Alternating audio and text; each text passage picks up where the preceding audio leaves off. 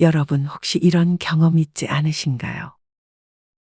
나는 기분 나쁘라고 말한 의도가 아닌데 내 말을 들은 상대는 내가 한 말에 기분이 상해 어느 순간부터 점점 나를 멀리하고 회피하다 사이가 멀어지는 경험이 있는 분들이 있을 것입니다. 반대로 상대가 별 의도를 가지고 한 말이 아님에도 그 말에 내가 기분이 상해 상대와의 관계를 서서히 정리한 적도 있을 것입니다. 전자의 경우 내 기억 속에는 상대방과 사이가 틀어질 만한 기억이 없지만 상대는 왠지 모르게 나에게 뚱해 있는 경우가 있습니다. 대개 이런 경우는 나중에 알고 보면 내가 악의 없이 한 말이 상대의 기분을 안 좋게 했을 확률이 높습니다. 나는 전혀 그런 의도로 한 말이 아님에도 불구하고 상대는 내 말을 다르게 해석하는 것입니다. 51세 김지연 씨는 평소에 외모에 신경 쓰지 않는 듯 했지만 사실 혼자 있을 때는 외모에 대한 스트레스를 많이 받고 있었습니다. 반면 김 씨의 친구는 외모 관리를 젊을 때부터 열심히 했고 그것을 당당하게 드러냈습니다. 김 씨는 친구와 놀러 갈 때면 오히려 관리를 하지 않는 척 하려고 자기의 양보다 훨씬 많은 음식을 먹으려 했고, 친구는 자기의 양보다 항상 덜 먹으려고 노력했습니다. 어느 날 김 씨는 친구와 식당을 갔는데 친구는 살이 찔 것 같다고 말하며 숟가락을 내려놓았습니다. 이때 김 씨도 식사를 그만하려고 하자 친구는 김 씨에게 그만 먹을 거야 라고 물었습니다. 친구의 말을 들은 김 씨는 너가 한 말 때문에 더 못 먹겠잖아 하며 짜증을 냈고 김 씨의 친구는 김 씨의 그 말에 또 상처를 받았습니다. 김 씨는 먹고 있는 사람을 배려하지 않고 자기 관리에 대한 얘기를 꺼낸 친구 탓을 했습니다. 친구는 김 씨에게 상처를 줄 의도가 없었지만 의도치 않게 김 씨가 상처를 받은 상황이 돼버렸습니다. 의외로 이런 경우가 참으로 많습니다. 똑같은 말이라도 말하는 사람과 그 말을 듣는 사람, 그리고 여러 가지 상황에 따라 다르게 해석될 수 있습니다. 내 입에서 나간 말과 몇 가지의 상황을 거쳐 상대에게 인식이 될 때 내가 한 말이 상대에게는 의도와 다르게 받아들여질 수 있는 것입니다. 이는 칭찬하는 것도 마찬가지입니다. 칭찬은 고래도 춤추게 한다라는 속담도 있습니다. 하지만 맥락 없이 하는 칭찬은 오히려 상대에게 부담을 주거나 비꼬는 것처럼 들릴 수 있습니다. 사실 칭찬은 모두가 긍정적인 것으로 생각해 좋은 의도로 많은 사람들이 상대의 마음을 얻기 위해 하는 경우가 많지만 반대로 상대가 나에게서 멀어지게 만들기도 합니다. 그렇다면 칭찬 대신에 우리가 상대의 마음을 얻기 위해 기억해야 할 것들이 뭐가 있을까요? 첫 번째, 칭찬보다는 격려를 하는 것입니다.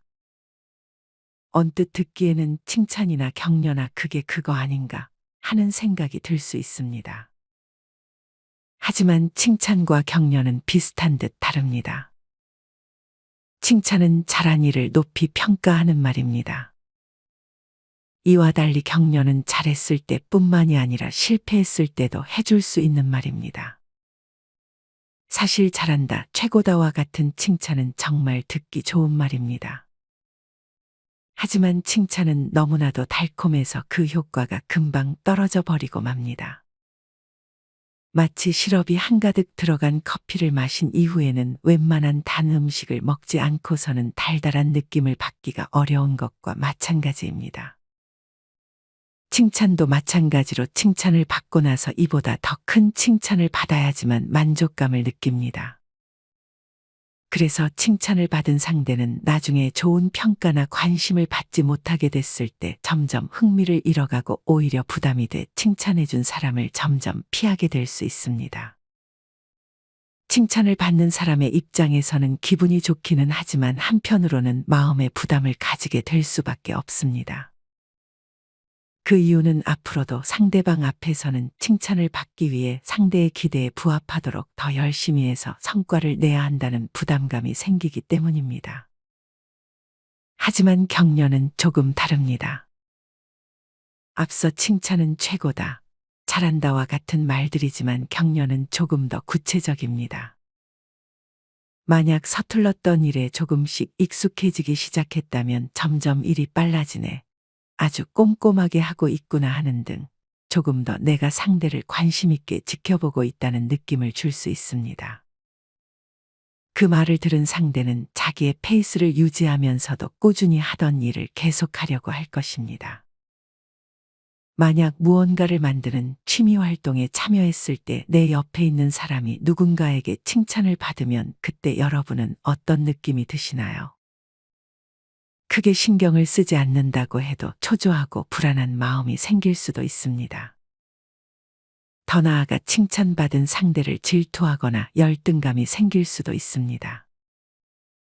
반면 누군가의 엉망인 작품을 보고 그냥 넘어가지 않고 예쁘게 만들기 위해서 많이 노력한 게 보이네와 같은 식의 격려를 한다면 결과보다는 노력에 초점을 맞추기 때문에 그 말을 들은 당사자뿐만 아니라 주변에 있던 사람들도 질투와 시기보다는 나도 노력하면 되겠다와 같은 식으로 생각하게 될 것입니다.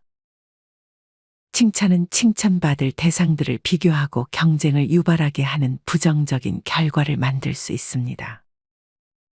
따라서 칭찬을 받은 사람이 계속해서 긍정적인 결과를 내지 못할 경우에는 그게 또 극심한 스트레스로 발전해 나중에는 심한 낙담을 하게 될 수 있습니다. 경기도에 사는 두 아이의 엄마 임주연 씨는 첫째 앞에서 둘째를 보며 세상에 둘째가 최고네, 동생 보고 본받아 라는 얘기를 해놓고 아차 싶을 때가 많았습니다. 하지만 이런 비교에서 나오는 칭찬은 자칫 둘째에게 자신감과 함께 그 이상의 지나친 우월감이나 심지어 자만심까지 생기게 만들 수 있습니다. 물론 둘째는 엄마의 칭찬에 기분이 좋았겠지만 다른 한편으로는 칭찬을 듣지 않으면 잘한 것 같지 않다는 생각이 들 수 있습니다. 이런 이유로 우리가 직장에서나 가정에서나 지인들을 만났을 때도 우리가 해야 할 것은 칭찬이 아니라 격려입니다. 사람은 모두가 불완전할 수밖에 없습니다. 잘못할 수 있다는 것은 어찌 보면 자연스럽고도 당연한 것입니다. 누구나 실수하고 실패할 수 있습니다. 따라서 무엇보다 중요한 것은 우리 혹은 상대에게 용기를 갖고 행동하게 격려하는 것입니다. 여러분과 관계를 맺는 상대가 자신을 믿고 즐겁게 삶을 살 수 있도록 상대를 격려하고 또 격려해 주는 것이 좋고, 상대뿐만 아니라 나에게도 칭찬보다는 격려를 많이 해주는 습관을 들이는 것이 좋습니다. 정리하면 칭찬은 상대에게 부담을 줄 수 있기 때문에 결과를 칭찬하는 것보다 상대가 한 노력을 격려하는 것이 나와 상대의 관계에 긍정적인 영향을 줄 것입니다. 예를 들어 직장 후배가 일 처리를 잘했을 때 무작정 역시 일을 잘하네 하며 결과를 칭찬하는 것보다 일을 꼼꼼하게 처리하기 위해 정말 노력했구나, 그 노력이 멋졌어와 같은 과정에 대한 격려를 해주는 것입니다. 상대의 마음을 얻기 위해 기억해야 할 두 번째는 칭찬보다는 인정입니다. 앞서 격려와 마찬가지로 칭찬을 받는 것과 인정을 받는 것은 언뜻 보기에는 비슷해 보이지만 미묘한 차이점이 존재합니다. 우선 칭찬의 경우 앞서 얘기했듯 결과에 초점을 맞춥니다. 예를 들어 직장의 경우 이번 프리젠테이션이 너무 좋았다. 4분기 목표를 달성하다니. 너의 역할이 컸어와 같은 말들입니다. 이와 달리 인정은 그 사람의 존재 자체에 초점을 두는 것입니다. 구성원을 인정하는 것은 구성원이 그 조직에서 어떤 중요한 의미를 가진다는 것이며 다른 동료들이 감사해하고 있다는 사실을 알리는 것입니다. 사실 직장을 다니거나 부모님에게 칭찬을 듣는다면 사실 그 속뜻은 다음번에도 이 일은 나 대신 너가 잘 부탁해와 같은 의미로 해석될 수 있습니다. 앞서도 얘기했지만 칭찬의 부작용은 다음번에 더 잘해야 한다는 압박감과 지난번만큼 하지 못했을 경우 칭찬을 받지 못했거나 내가 아닌 다른 동료가 칭찬을 받는 상황을 옆에서 지켜보았을 때 일을 할 의욕이 확 꺾여버릴 수 있다는 점입니다. 실제로 글로벌 직장문화 연기기관의 조사에 따르면 직장인의 37%가 리더 및 조직으로부터 받는 칭찬보다는 인정이 업무 성과를 높이는 데 도움이 됐다고 응답했습니다. 이들은 구성원으로서 인정을 받음으로써 일에 대한 책임감이 생겼다고 말했습니다. 사람은 누구나 인정을 받고 싶어 하는 욕구를 가지고 있습니다. 평소 앞에 잘 나서지 않고 소심한 사람도 마찬가지입니다. 하지만 현실에서 인정을 받는 것은 쉽지 않습니다. 한 의료 관련 기관에서 진행한 설문조사에 따르면 직원의 29%가 1년 동안의 노고를 제대로 인정받지 못한다 느낀다고 합니다. 이는 직장에서만 해당하는 것이 아닙니다. 집안에서 만약 집안일을 도맡아 하는데 아무도 그걸 가지고 인정해 주지 않고 오히려 집에서 편하게 하는 일 없이 빈둥댄다고 하는 말을 들으면 크게 낙담할 수밖에 없습니다. 인천에 사는 59세 이미영 씨는 애들 공부시키고 먹여 살린다고 고생하며 밤에 잠 못 자고 야식당을 다녔습니다. 그러던 어느 날 이 씨는 아들에게서 엄마가 우리 어릴 때 많이 보살펴 주지 않았다는 말을 들어야 했습니다. 이 씨는 아들의 그 말을 듣고 큰 충격을 받아 아들과 거리감까지 생겼다고 했습니다. 아들뿐 아니라 결혼한 큰딸은 어릴 때 이모가 자기를 키워줬다며 엄마는 대체 우리를 자식이라고 생각을 하긴 한 거냐는 말까지 들었습니다. 이 씨는 자식들의 말에 배신감을 느꼈습니다.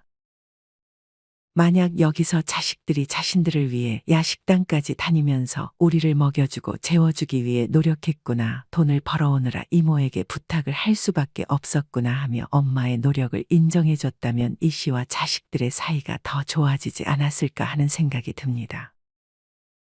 만약 자식들이 부모님의 그런 노력들을 인정해준다면 그것만으로 부모님들의 마음이 한결 가벼워질 것입니다. 그리고 가족 이외의 모임 지인들과의 관계도 마찬가지입니다. 지인들과 여행을 갈 경우 한 명이 도맡아서 일정을 짜는 경우가 있습니다. 그렇게 일정을 짜는 사람은 자신의 시간을 들여가며 다른 지인들도 좋아할 수 있게 고심해서 여행 일정을 계획합니다. 그런 역할을 인정해주지 않고 여행 일정에 불만만 표시한다면 관계가 멀어질 수밖에 없습니다. 이때는 여행 계획하느라 고생 많았겠네. 우리 모임에서 너 없었으면 여행도 못 갔을 거야 하는 등의 인정을 해준다면 여행을 계획한 지인도 큰 뿌듯함을 느낄 것입니다.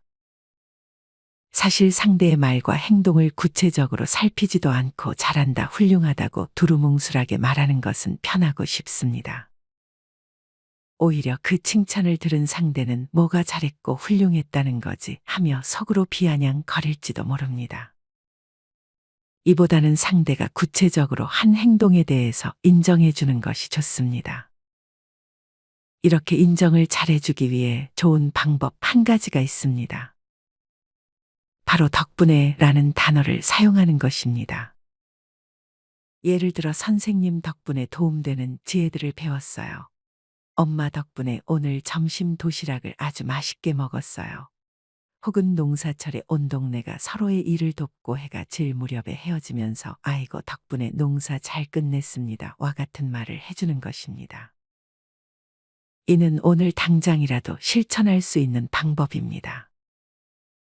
옆에 배우자에게 당신 덕분에 잘 살고 있다는 말을 한번 건네보는 것은 어떨까요? 정리하면 그저 두루뭉실하게 잘했다, 훌륭했다는 칭찬 대신에 너 덕분에 우리가 재밌게 여행을 할 수 있었다 하는 등의 상대방의 존재를 인정해주는 덕분에 대화법을 쓴다면 더욱 관계가 좋아질 것입니다. 상대의 마음을 얻기 위해 기억해야 할 세 번째는 칭찬보다는 공감입니다. 사실 많은 사람들이 내가 한 말에 공감해주는 말을 가장 듣기 좋은 말 중 하나라고 생각할 것입니다. 누군가 나의 말에 공감해주는 것은 칭찬을 듣는 것보다 더 기분을 좋게 만들어주기도 합니다. 여러분은 상대가 어떤 말을 했을 때 그 말에 대해 잘 공감해주는 성격이신가요? 이와 관련해서 한때 SNS 등에서 재미삼아 MBTI 성향을 가늠해보는 테스트로 유행했던 말이 있습니다. 나 속상해서 빵 샀어 라고 상대가 말했을 때 마냥 무슨 일 있었어 라고 답을 하면 감정을 중시하는 F 성향, 무슨 빵을 샀어? 라고 물어보면 사고를 중시하는 T 성향인 것입니다. 이처럼 누군가 고민을 털어놓았을 때 그 고민을 진심으로 공감해주는 분들이 있는 반면 무언가 고민을 털어놓았을 때 그 말에 잘 공감해주지 않는 느낌이 들어 벽에다 대고 말하는 것 같다는 생각이 들기도 합니다. 대화는 크게 사리대화와 심정대화로 나눌 수 있습니다. 사리대화란 정보와 지식을 주고받는 대화입니다. 예를 들어 회의처럼 정보를 교환하고 아이디어를 제안하거나 장단점에 대해 얘기를 주고받는 등 논리적인 대화가 여기에 해당합니다. 이에 반해 심정대화는 서로의 감정을 주고받는 대화에 속합니다. 즉 회의 같은 공적인 자리보다는 가족이나 친구, 지인 등 가까운 관계의 사람들과 개인적인 자리에서 주고받는 대화를 의미합니다. 사리대화를 할 때 심정대화를 하거나 그 반대로 하는 것이 아닌 상황에 따라 대화를 구분할 줄 아는 능력이 중요합니다. 대부분의 사람들은 공적인 자리에서 사리대화가 필요할 때는 잘 지키지만 사적인 자리에서 심정대화 대신 사리대화가 튀어나오면 이때부터 문제가 커지기 시작합니다. 예를 들어 상대가 자신의 감정을 토로하는 말을 하고 있는데 누군가 객관적인 사실관계를 앞세워 그저 일을 해결하는 것에만 초점을 맞춰 답을 할 때가 여기에 해당합니다. 만약 저녁 늦게 퇴근한 배우자가 오늘 회사에서 정말 바쁘고 힘들었다고 말을 했을 때 여러분은 어떻게 답을 해줄 것 같으신가요? 이때는 심정대화의 타이밍이라는 것을 알아야 합니다. 그래서 이에 대한 답으로 오늘 많이 힘들었구나 라고 반응해 주는 것이 현명합니다. 반면 여기서 상황에 맞지 않는 사리대화를 해서 자기네 회사 원래 바쁜 회사잖아. 월급 받기가 그렇게 쉬운 줄 알아? 라고 답을 한다면 이는 어떤 상황에서 어떤 말을 해야 하는지를 잘 모르는 것에 해당합니다. 회사에서 정말 바쁘고 힘들었다고 말한 사람은 그저 배우자에게 힘든 하루를 보낸 자기의 마음을 공감받고 싶은 것일 뿐입니다. 하지만 공감 대신 월급 받기가 그렇게 쉬운 줄 알아 와 같은 말을 듣는다면 이때부터 상대와의 거리감이 생기고 말이 통하지 않는다고 생각해 입을 닫아버리거나 벽에 대고 말하는 것 같다는 생각이 들 수밖에 없는 것입니다. 이게 점점 쌓이면 섭섭함을 넘어 야속한 마음까지 생길 수 있습니다. 심정대화를 잘하기 위해서는 말의 내용보다는 그 말의 이면에 숨겨져 있는 상대방의 감정에 주목하는 것이 중요합니다. 물론 사리대화를 해야 할 상황에서 심정대화를 하는 것은 좋지 않습니다. 이럴 사람은 거의 없겠지만 만약 화장실이 급해 보이는 사람이 화장실의 위치를 물었는데 거기다 대고 많이 급하시겠어요? 화장실을 못 찾아서 얼마나 힘드실까요? 라고 심정대화 기술을 쓰게 되면 화장실이 급한 사람에게 욕만 얻어먹을 것입니다. 그렇기에 때와 장소에 맞게 심정대화와 사리대화를 분별력 있게 쓰는 능력을 키워야 합니다. 심정대화를 잘하기 위해 다음 4가지를 잘 기억해서 응용하면 좋습니다. 첫 번째는 반영적 경청입니다. 반영적 경청은 상대방이 한 말을 그대로 요약하거나 반복해서 말해주는 중요한 공감 기술 중 하나입니다. 예를 들어 배우자와 다투는 상황에서 배우자가 답답함을 토로했을 때 그러니까 당신 말은 그 상황에서 정말 답답했다고 느꼈다는 거지 라고 되묻는 것입니다. 이는 어려운 것이 아닙니다. 그저 상대방이 이야기한 내용을 그대로 말해주거나 조금 다르게 표현하여 내가 상대의 말을 정확하게 이해하고 있다는 것을 알려줄 수 있습니다. 반영적 경청은 대화에서 오해가 발생할 수 있는 상황을 줄이고 상대방의 입장을 더 잘 이해하는 데에도 큰 도움을 줍니다. 두 번째는 비언어적인 표현을 사용하는 것입니다. 비언어적 표현이란 눈맞춤, 고개 끄덕임, 미소와 같은 것들을 의미합니다. 이런 비언어적 신호들은 상대방으로 하여금 신뢰와 편안함을 줄 수 있습니다. 내가 하는 말에 상대가 고개를 끄덕이면서 듣는다면 훨씬 상대가 나에게 공감하고 있구나 하는 것을 단번에 느끼게 만들 수 있습니다.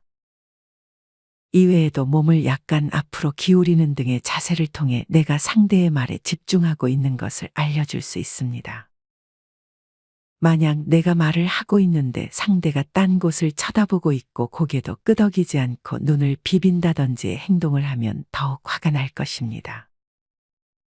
세 번째는 나를 주어로 대화하는 것입니다. 예를 들어 배우자가 회사에서 무엇 때문에 힘들다는 말을 했을 때 나는 네가 그 상황에서 얼마나 힘들었는지 이해하려고 노력하고 있어 라고 말을 해주는 것입니다. 만약 다투는 상황에서 상대방을 비난하거나 지적하는 대신 나를 주어로 대화를 하면 싸움이 커지는 것을 방지할 수 있습니다. 싸울 때마다 네가 그렇게 했잖아. 네가 그때 잘했어야지와 같이 너를 주어로 대화하면 그 말을 들은 상대는 방어 기제가 발동해서 자신을 보호하기 위해 더 언성을 높일 것입니다. 하지만 이와 달리 나를 주어로 하면 상대가 아닌 나의 감정을 상대에게 더 정확하게 전할 수 있고 상대가 방어적으로 언성을 높이는 것도 방지할 수 있습니다. 나를 주어로 대화하기는 상대의 감정을 존중하면서도 나의 생각을 상대에게 전달하기에 매우 효과적인 방법입니다. 네 번째는 해결책보다는 감정에 집중하는 것입니다. 누군가 고민을 토로했을 때 공감보다는 해결책을 제시하려는 분들이 생각보다 많습니다. 물론 이게 더 도움이 될 때가 있지만 대부분의 경우에 고민을 말하는 사람은 상대가 해결책을 제시해 주는 것보다는 공감의 말을 해주기를 원할 것입니다. 재취업을 고민하는 친구에게 더 공부해라, 더 알아봐라 라고 하는 것보다 이 상황이 참 답답할 것 같네. 네가 지금 고민하는 부분이 나는 충분히 이해가 돼와 같은 말을 해주는 것입니다. 이는 즉 대화 중에 상대가 겪고 있는 문제의 해결사를 자청하는 대신 그들의 감정에 온전히 집중하는 것입니다. 앞서도 얘기했듯 고민을 털어놓는 상대는 해결책이 아닌 단순히 자신의 감정을 그저 털어놓고 싶어하는 마음의 고민을 말하는 경우가 많습니다. 상대가 원하는 것이 해결책이 아닌 공감일 때는 더더욱 그 감정을 함께 나누려고 노력하는 것이 중요합니다.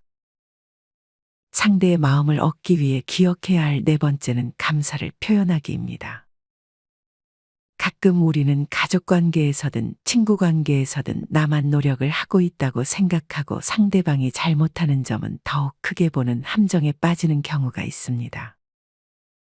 대개 받는 것은 잘 잊어버리고 준 것만 기억하는 분들이 여기에 해당합니다. 하지만 잘 생각해보면 아무리 꼴보기 싫은 배우자라고 해도 나에게 주는 것이 분명 하나쯤은 존재할 것입니다. 하지만 이런 점보다 상대의 안 좋은 점만을 자꾸만 크게 해석한다면 관계가 가까워지기 쉽지 않습니다. 사실 감사를 표현하지 않아 본 사람들은 감사를 표현하는 것 자체가 굉장히 쑥스러운 일이라고 생각합니다. 하지만 처음이 어려울 뿐 한 번 하고 나면 두 번째는 더욱 쉽게 할 수 있습니다. 직접 앞에서 말하기 힘들다면 전화나 문자 혹은 편지를 이용할 수도 있습니다. 그렇게 어려운 일이 아니고 작정하고 할 일도 아닙니다. 직접 말하는 것은 3초도 걸리지 않을 것입니다. 누군가에게 감사함을 표현하기 위해 해야 할 첫 번째 단계는 기회가 있을 때마다 상대방을 주의 깊게 관찰하는 것입니다. 상대가 어떤 일을 하는지 긍정적인 부분에 집중해서 메모를 해보는 것입니다. 이렇게 상대를 관찰하다 보면 부정적인 것들도 보일 수 있지만 부정적인 것들은 메모하지 않아야 합니다. 예를 들어 아침 식사 후 설거지를 하고 거실에 흩뿌려진 장난감들을 정리하고 커피를 내리면서 나에게도 한 잔 타주는 것 등이 여기에 해당할 것입니다. 두 번째 단계는 이에 대해 고맙다고 말을 하는 것입니다. 일상에서 상대가 행동하는 긍정적인 것들에 고마움을 표현하는 것입니다. 특히 작은 일에 대해서는 더욱 자주 표현하는 것이 좋습니다. 이때 단순히 고마워라고 말하는 것보다 좀 더 구체적으로 커피를 타준 것에 대해 매일 아침 커피를 내려줘서 고맙고 그로 인해 아침을 더욱 기분 좋게 시작할 수 있다는 말까지 덧붙여서 해주면 좋습니다. 물론 상대의 행동을 관찰하다 보면 과거에 대한 부정적인 감정이 느껴져서 이렇게 하는 것이 쉽지 않을 수 있습니다. 하지만 이럴 때일수록 지금 현재에 집중하려고 노력하는 것이 중요합니다.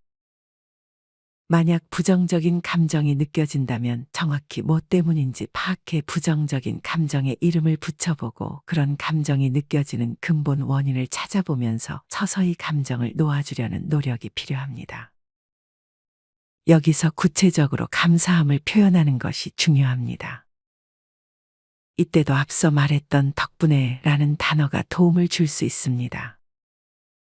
나를 도와준 상사가 있다면 팀장님 덕분에 제가 이렇게 좋은 성과를 얻을 수 있었어요. 여러모로 신경 써주셔서 감사합니다.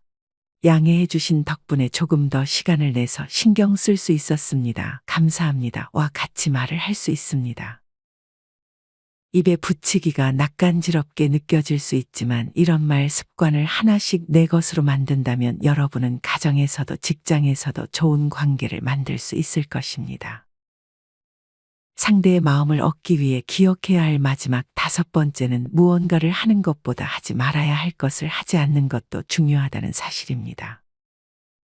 우리는 부정성 편향이 있기 때문에 누군가가 우리에게 건넨 긍정적인 말보다는 우리를 향한 비판이 우리의 기억 속에 훨씬 오래 남습니다. 그래서 비난이 항상 칭찬보다 더 우리를 괴롭히는 것입니다.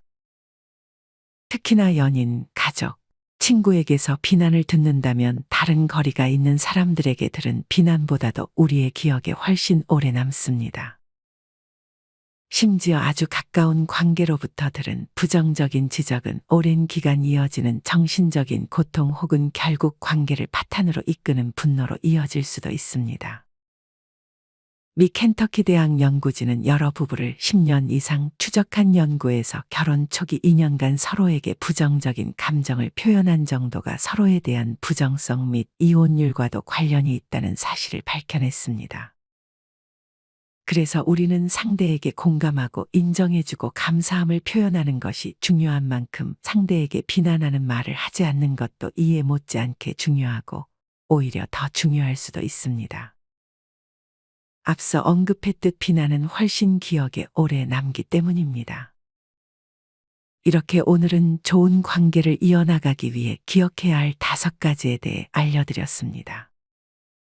첫 번째는 칭찬보다는 격려, 둘째는 인정, 셋째는 공감, 넷째는 감사, 마지막 5번째는 비난하지 않기입니다.